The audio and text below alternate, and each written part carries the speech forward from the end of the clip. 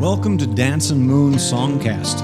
I'm Scott Simpson, casting from Dancin Moon Studio in Spearfish Canyon on the north end of the Black Hills of South Dakota, right on the banks of the Spearfish Creek. If you'd like to follow along, you can download a free PDF from my lyric book from scottsimpsonmusic.com/lyrics, and of course you can find links to all my music there as well.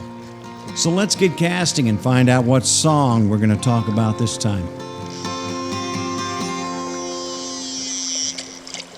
This episode of Dancin Moon Songcast, we're going to take a look at Playdough Boy from 2012's Nebraska Catfish LP. That's Playdough Boy from the Nebraska Catfish LP 2012. So we'll listen to that now and talk a little bit about it on the other side.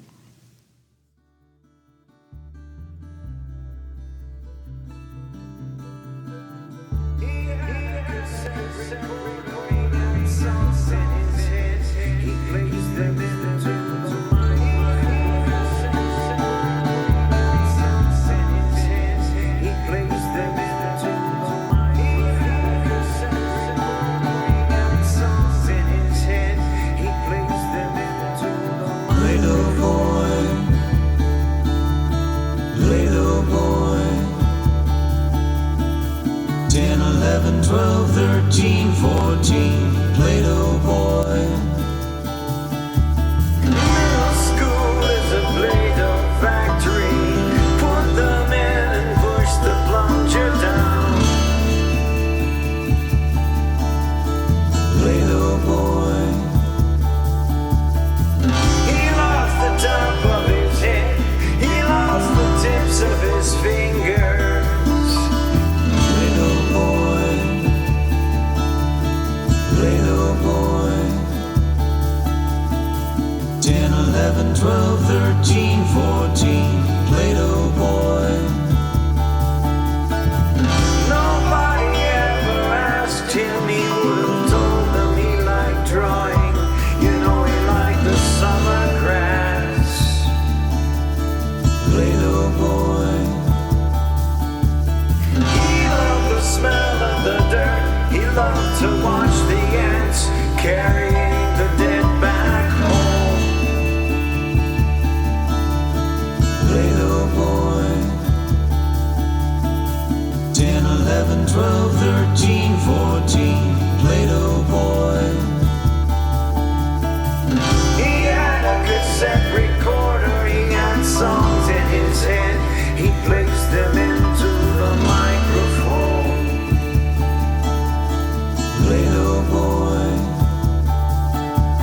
sitting in the Platte, he felt the coolness steal the sand downstream. Playdough Boy, Playdough Boy, nobody ever asked him, he would have told them, he would have told them all. Playdough Boy, 10, 11, 12, 13, 14, Playdough Boy, 10, 11, 12, 13, 14, Playdough Boy. The factory like stars, they are like snakes and flowers, holes like spaghetti. The factory like stars, and everybody likes stars.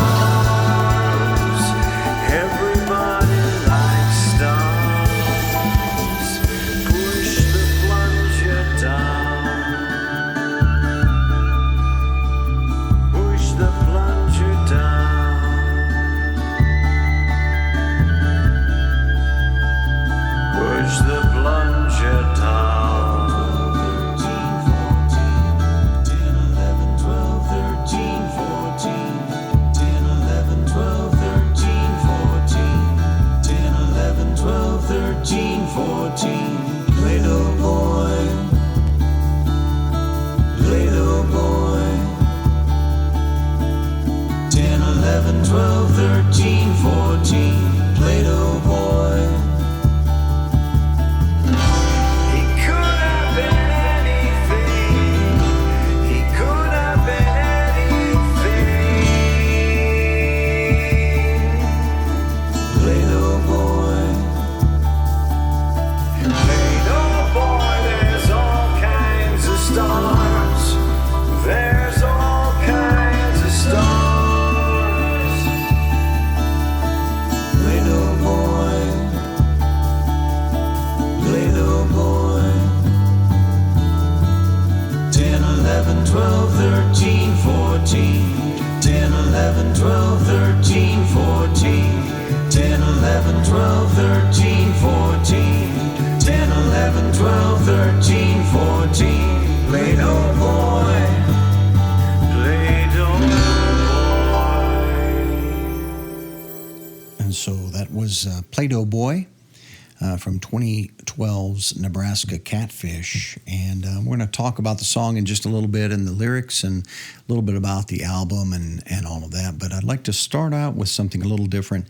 As many of you know, I'm an educator, and this song grows out of my experiences in middle school as a student, and then bringing those experiences to bear on my own work as a teacher, as an educator, and especially as someone who works with educators to support them in their work. I think it's really important for us to be reflective in ways that we look back at our own experiences as students, because whether we realize it or not, whether we're conscious about it or not, those experiences influence us and impact us then the rest of our lives. And especially if you become a teacher, those experiences as a student have a huge impact on what you do as a teacher with your own students.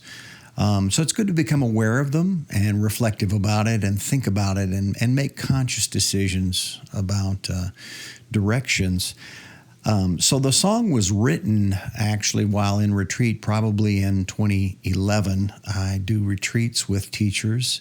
We do a lot of reflective work, and some of that work is looking back at our own, our own experiences. And this was something that came out of some journaling and reflective work of my own. So we're going to talk a little bit about that, but I'd like to start, actually there's a blog post that I'd like to read to start this episode off, because a few years ago, around the time that I put out the album, I also was doing some work, created a whole course and a website called Teaching From Within. And there was a blog post on that called Unintended Lessons that really has a lot to do with the specifics of this song. So I'm going to start there with reading this blog post. It's not too long, and then we'll get into the song after this. But I think this will set a good stage for us in talking about the song. It begins with a quote from Henry David Thoreau. "What lies behind us and what lies ahead of us are tiny matters compared to what lives within us." Henry David Thoreau. By 6th grade, I had learned a few things about school, about learning, and about my relationship to both. I don't think these were really the things my teachers wanted me to learn, but the outside-in approach to teaching that they seemed locked into had resulted in a real split between who I was as a human being and what it seemed I was supposed to do as a human doing. The doing focus of school said essentially that what was most important either lay behind me, test scores and grades I needed to live up to or overcome, or lay ahead of me, how I would do on the next test or assignment. Very little of this tapped into what or who I was and what mattered to me right then and there. I had learned they will make you do boring stuff that seems to be pointless. Because it's pointless and boring, it's good for you. They will sometimes offer you special prizes to do the stuff. They will create special punishments for those who don't do the stuff. They will construct the whole school in ways that make it really difficult not to do the stuff. They will give you an occasional break from doing the boring stuff, like offering mini courses between quarters that are fun, but really have nothing to do with school or learning. Whatever you care about, keep it to yourself. They might use it against you. Be away from school as much as you can. Pray for snow days. Live for summer break, Christmas break, spring break. Live in the gaps between learning. And most importantly, for me personally, even when they show you or tell you something interesting in class, something you read, some science experiment, some tale from history, don't let them know you care about it. And for heaven's sake, don't do any hard work on a project or a paper. They'll only begin to expect that kind of work from you all the time. So by the time I arrived at middle school, the excitement that I had for music, for writing, for drawing, for recording and performing, for make-believe, for watching ants or climbing trees and studying leaves, none of that fit into the compartment in my brain that was labeled learning or school. And because school had taught me that learning was always a painful thing, something that wouldn't come naturally or have its own built-in rewards, something that came from the outside authority who was offering prizes or punishments to keep me going, I felt a bit guilty over whatever I was passionate about. As much as I loved these things, they were really just stupid. So at some point, I thought, so was I. Just stupid. So that kind of gives you some insight into my philosophy on learning and school and what's important and maybe how we've struggled in the past and continue to struggle in doing this whole school and learning and teaching thing in a really healthy and productive way that honors human beings. And so with that in mind, we'll take a look at the song. As I said, it came out of some journaling that happened during retreat, reflecting on my own schooling, particularly during those middle school years, the ages of 10, 11, 12, 13, 14. That becomes a big part of the song. And then kind of a metaphor that occurred to me for that sort of approach in school. So we'll take a look at the lyrics and talk a little bit about those ideas. Playdough Boy. It begins, and actually it pulls, when I was doing the recording, I pulled some vocals and some lyrics from further down into the song. I pulled them up into the front of the song and put them kind of echoey in the background as an intro. I was doing a lot of experimentation, both with the vocal stuff as well as some kind of ethereal kind of mix. Mostly acoustic instruments, piano, guitar, mandolin, but they're kind of echoing and coming in and out and that sort of thing, and some interesting layered vocals with the harmonies, not your kind of your standard fare, but we'll begin with those intro vocals and then get into the verses. He had a cassette recorder. He had songs in his head. He placed them into the microphone. And that repeats over and over a few times in that intro. We'll talk about those lines later in the song when they come up in the song. And then Playdough Boy, Playdough Boy, 10, 11, 12, 13, 14. Playdough Boy. Middle school is a Play-Doh factory. Put them in and push the plunger down. Playdough Boy. He lost the top of his head. He lost the tips of his fingers. Playdough Boy. Playdough Boy. 10, 11, 12, 13, 14. Playdough Boy. So here in this first verse, we got the setting, middle school. If you ever had a Play-Doh factory, you know what I'm talking about. And I will post. I did make a music video that I'll post, so you can see what one looks like. Those of you who are probably any age over 20 have seen a Play-Doh factory, but the Play-Doh Fun Factory was this thing that I think they first came up with them probably in the early 60s. But you put the Play-Doh in, and then you'd push this big plunger down, and it would squirt the Play-Doh out, and you had these different sorts of shapes that you could squirt it into. So come out, some of them were like stars, and others looked like spaghetti, and different, and then logs and snakes and tubes and different things like that. So this is the Play-Doh, and it was lots of fun. But it occurred to me, and when you take something that's really malleable, something that's really, it's got form, but it's easily shaped, it's easily changed, and then you put it under pressure and you squish it out like that. You do this sort of violence to it, forcing it through a hole that makes it come out the other end in a shape that you've decided it needs to be in. That seemed to me to be a good metaphor for the more violent aspects of our approaches to education.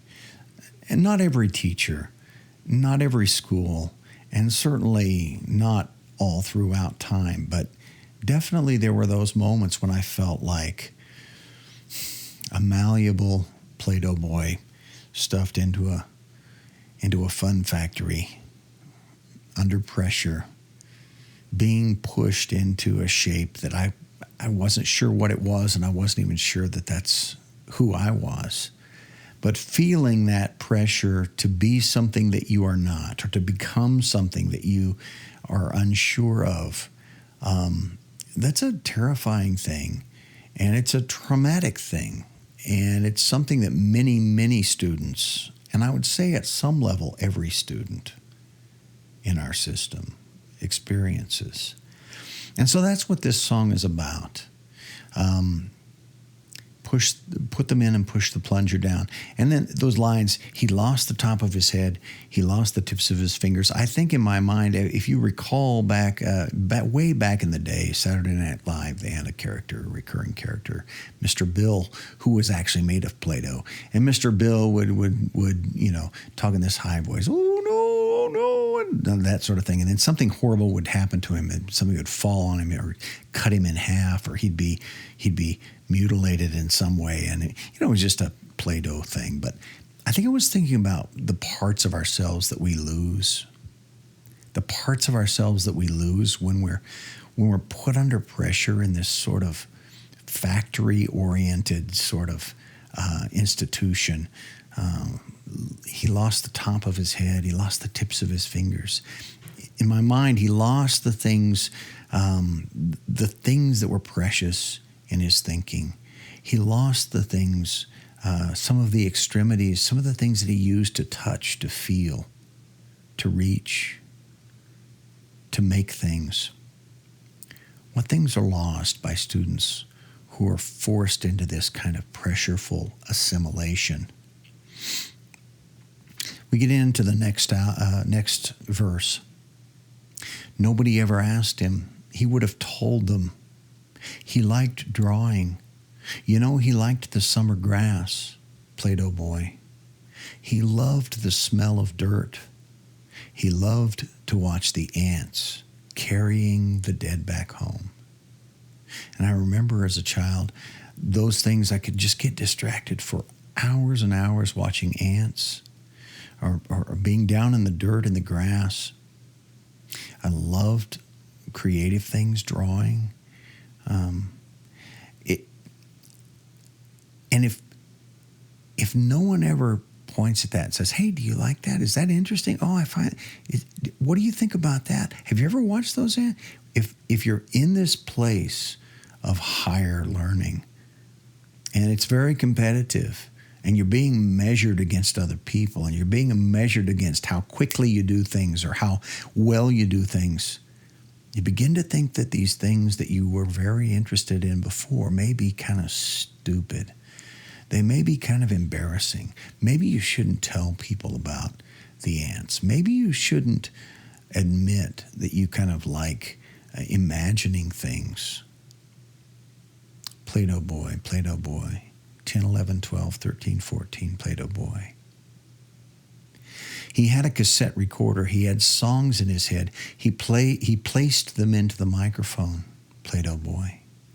Sitting in the Platte, he felt the coolness steal the sand downstream, Playdough Boy. Nobody ever asked him. He would have told them. He would have told them all. Sometimes it's just a matter of asking. Sometimes it's just a matter of opening the door. For some student who has a lot of things going on, a lot of important things, a lot of stuff, but they're assuming nobody really cares. Nobody really wants to hear that.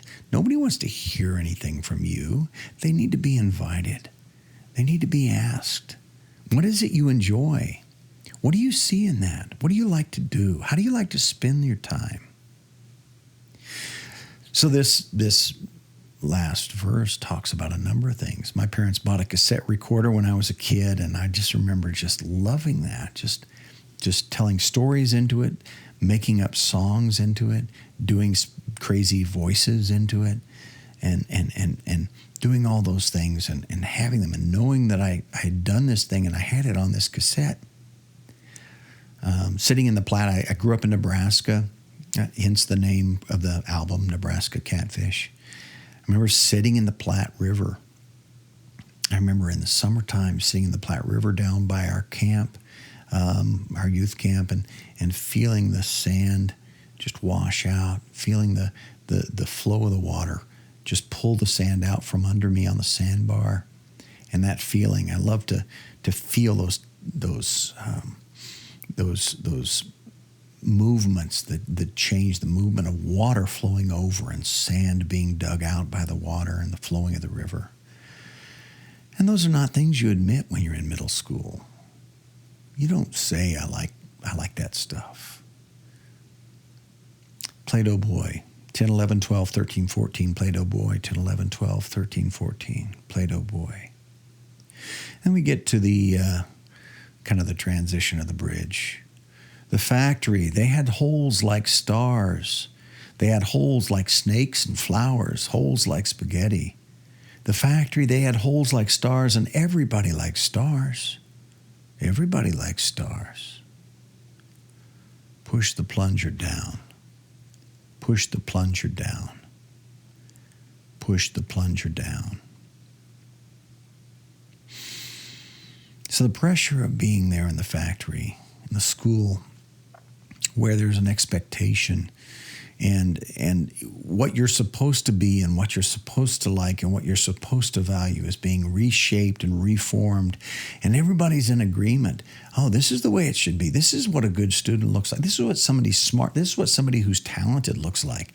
This is what it is. This is what it is. You better be that. And if that doesn't fit with who you thought you were, you just kind of submit. Or you rebel. And I did a little bit of both. But this song, I think, is about that submission. Push the plunger down. I feel this sadness with that. Push this plunger down. It's a little bit like, yeah, okay, I'll submit. I'll give up who I am for who you want me to be. How can we ask students to do that? It's dehumanizing. And so as educators, as teachers, we have to look at our practices and we have to say, what are we asking of our students? What's behind my technique? What's behind the way I structure my environment? Am I saying you're not good enough, so become something else, become something that I've decided for you? Or am I saying you are amazing? How can I help you become the best you? The you that you are always destined to be. How can I help you be that? How can I help you make it there? That's what we should be saying. So we have another 10, 11, 12, 13, 14, 10, 11, 12, 13, 14, Playdough Boy, Playdough Boy. And then we get near the end. He could have been anything. He could have been anything. And of course, this could be she, because there are lots of Playdough girls too. Playdough Boy. Playdough Boy, there's all kinds of stars. There's all kinds of stars. Playdough Boy, 10, 11, 12, 13, 14. Playdough Boy, Playdough Boy. You know, when I was growing up, stars were the sign that you had done it right. Boy, you get that gold star, whether it was in Sunday school or school. Boy, if you do it right, you get the star, a little sticker star on there. And if you did it really well, you probably got a bunch of stars on there. And everybody loves stars. Everybody wants stars. And so I think the message here is there's all kinds of stars. And you don't have to be going for the stars that everybody says you're supposed to be going for. That may not be you. You got to be who you are. You got to be who you are. So as an educator, that's impacted me a lot. As a person who works with educators, which is what I do now and have done for a number of years. It's so incredibly important for us to have empathy for students. And the best way that I know of to do that is to go back to who I was as when I was just a student. And the wonderful things and the painful things that happened to me in school.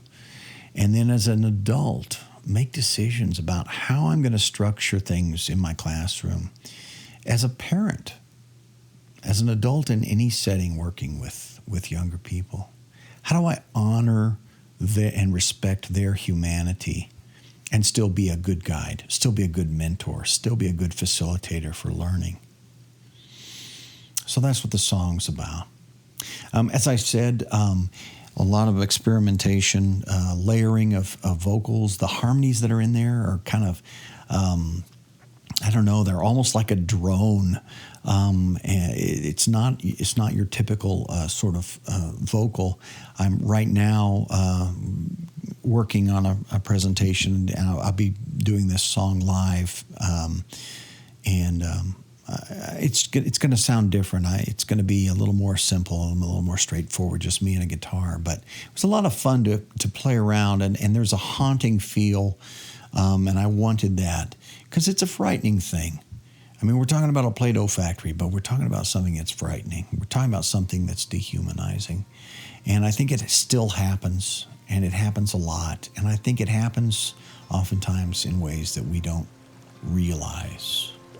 And so that's the focus of the song. Well, thank you so much for joining me today for Dancin' Songcast.